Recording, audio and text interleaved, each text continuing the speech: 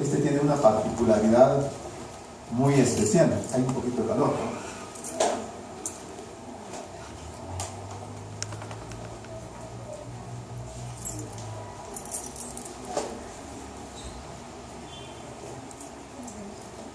Vamos a ver este tema de la transfiguración.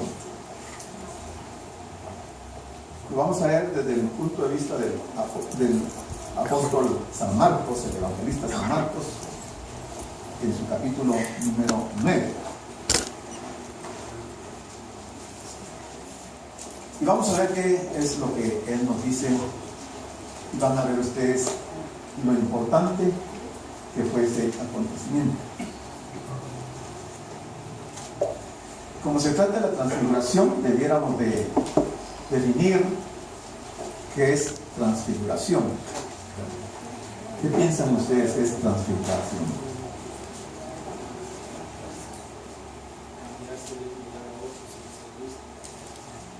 Cambiarse de lugar a otro.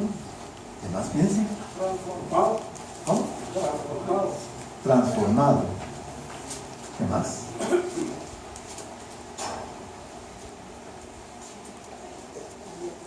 Cambiar de forma. Es transfiguración. Cambiar de forma. Y fue algo que el Señor hizo en aquel tiempo. Y vamos a ver cómo fue, dónde fue y por qué fue. La transfiguración presenta la humanidad perfecta de Cristo. La transfiguración presenta la humanidad perfecta de Cristo y no ocurrió para exponer su deidad.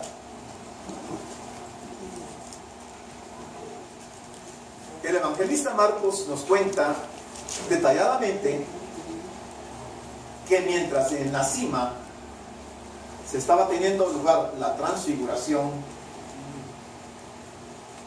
los discípulos experimentaban un rotundo fracaso al pie de la montaña. Los discípulos no podían expulsar el demonio que poseía a un joven. Estaban luchando, no podían echar fuera ese demonio, pero allá arriba en el monte estaba ocurriendo algo muy especial. No entendemos por qué el Señor solo se llevó a 3 discípulos y al resto se quedaron ahí abajo de la montaña. Pero una experiencia iba a ocurrir y algo maravilloso iba a suceder. Y el Señor quería mostrárselo a 3 de sus principales amigos que él tenía, compañeros de ministerio. Pero dice que poco después el Señor les anunció otra vez su muerte. Y los discípulos discutieron entre sí sobre quién de ellos sería el mayor. Pensamientos diametralmente opuestos de lo que el Señor está haciendo, lo que los discípulos están pensando y lo que está pasando abajo en el monte. No están sincronizados en cuanto al lenguaje del Señor, ni le han comprendido, ni le han entendido lo que Él estaba próximo a realizar. Jesús les reprendió por su espíritu partidista y pronunció una seria advertencia sobre el infierno.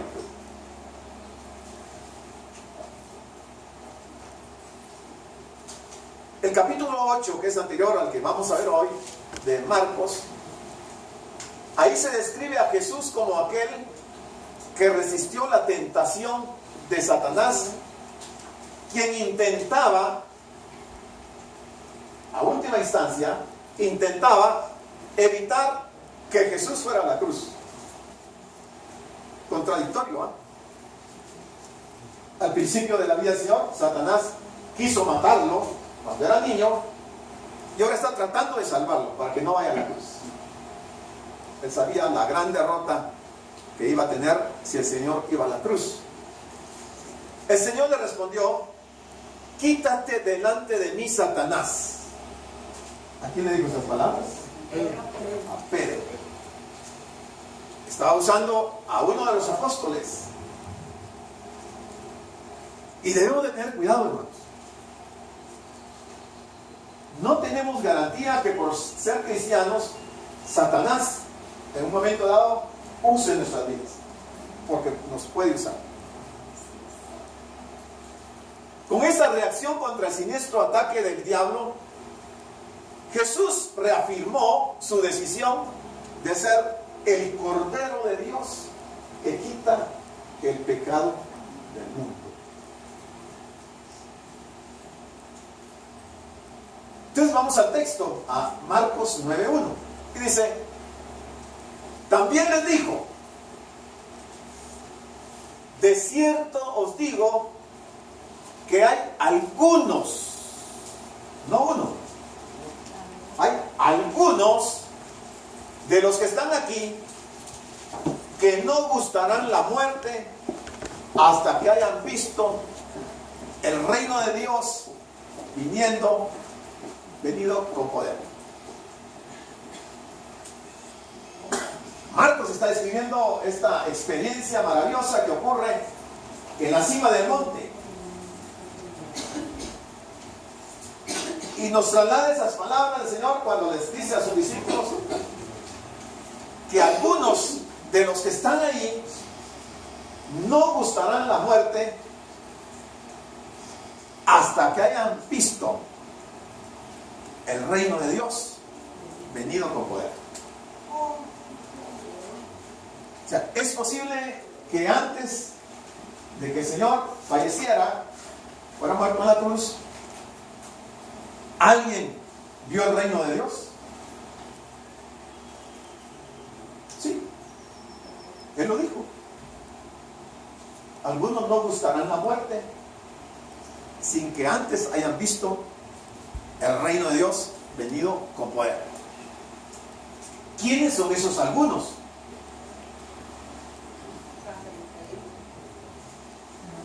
Elías.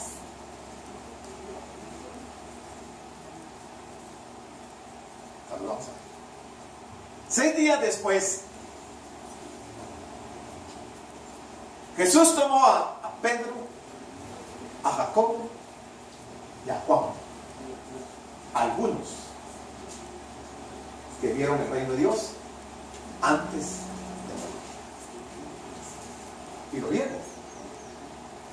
Bien. Y los llevó aparte solos a un monte alto y se transfiguró delante de ellos. Se transfiguró, cambió de forma delante de ellos. Ni siquiera se percataron de lo que ocurrió, y en fracciones de segundos, de repente, estos 3 apóstoles se dan cuenta que Jesús se ha transformado.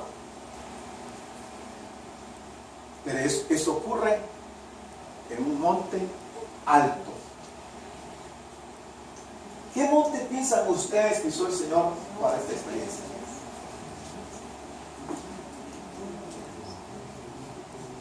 ¿A qué monte se referirá, hermanos? Porque cuando uno lee la Escritura, hay que profundizar en la Escritura para ver de qué se está tratando, en dónde está ocurriendo y por qué razón. Si no, se queda una simple lectura que no vamos a entender. Subió a un monte alto, subió a un monte alto.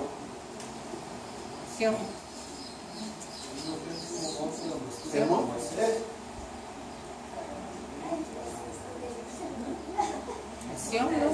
el monte de Sión. ¿Y qué otro nombre tiene el monte de Sión?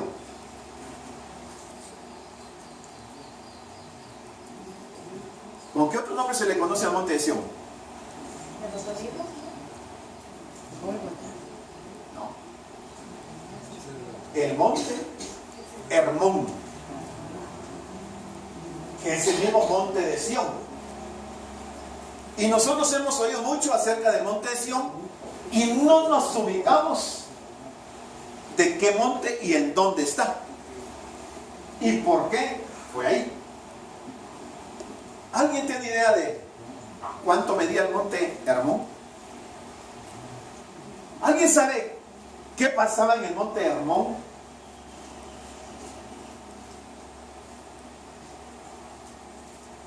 El rey David habla del monte Hermón.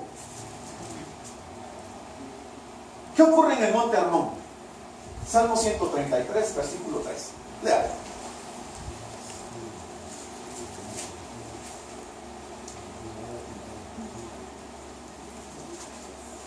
Como el rocío de Hermón que desciende sobre los montes de Sión, porque allí envía Jehová bendición y vida eterna. ¿Es importante o no es importante el monte Hermón? Porque ahí envía Jehová bendición y vida eterna. ¿Qué tiene de especial el monte Hermón entonces para que Dios actúe de esa manera? Bueno, dice, es probable que haya sido el monte de Hermón, y más seguro que fue el monte Hermón, según muchos escritores. El monte Hermón medía cerca de 3,000 metros de altura. 3,000 metros de altura. Bueno, Alejandro, ¿cuánto mide más o menos el volcán de fuego? El volcán de agua que se ve aquí en el antiguo mide aproximadamente 3,325 metros. El de fuego, El de fuego mide como 3,700, es un poco más alto. y el Señor decide llevar a los discípulos 3,000 metros arriba. Se requería esfuerzo. No era fácil. ¿Cuánto tiempo haciendo usted el volcán, hermano? Con mi situación. Aproximadamente como el grupo unos en 10 horas. 10 horas. ¿Cuánto le tomaría al Señor llegar con los discípulos a la cima del monte Hermón? ¿Y para qué los quería llevar a ese lugar? ¿Por qué el Señor se va a transfigurar en la cima del monte Hermón?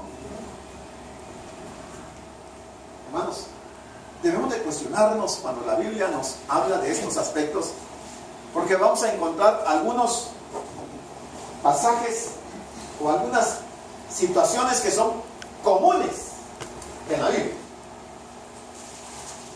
Siempre que se habla de montañas, de montes, el Señor va a revelar algo de su palabra, algo del reino, algo de su persona. ¿Por qué no se quedó el Señor abajo del monte y se transformó ahí, se transfiguró? ¿Por qué ascendió al monte? Pensemos que iba al mismo ritmo que el hermano Alejandro sobre el volcán, 10 horas. Llegó a la cima del monte, era de noche. Los discípulos estaban cansados y tenían sueño. Y el Señor fue al monte a orar.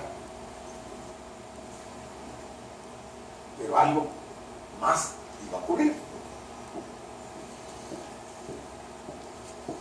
El monte Hermón, o sea, el monte de Sión, se conoce como monte de Sión. Lea Deuteronomio 4:48. La Biblia nos da respuesta, hermanos, a las inquietudes.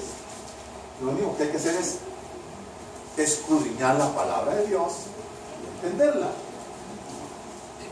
Porque alguna vez he pensado, cuando yo mencioné que Hermón era Sión, que saber de dónde me saqué esa información, pero ¿qué dice Deuteronomio 4:48? Desde Aroer, que está junto a la ribera del arroyo de Arnón, hasta el monte de Sión, que es Hermón. El monte de Sión, que es Hermón. Entonces no estamos equivocados, ¿verdad? El monte Hermón es Sión y Sión es el monte de Hermón. una montaña en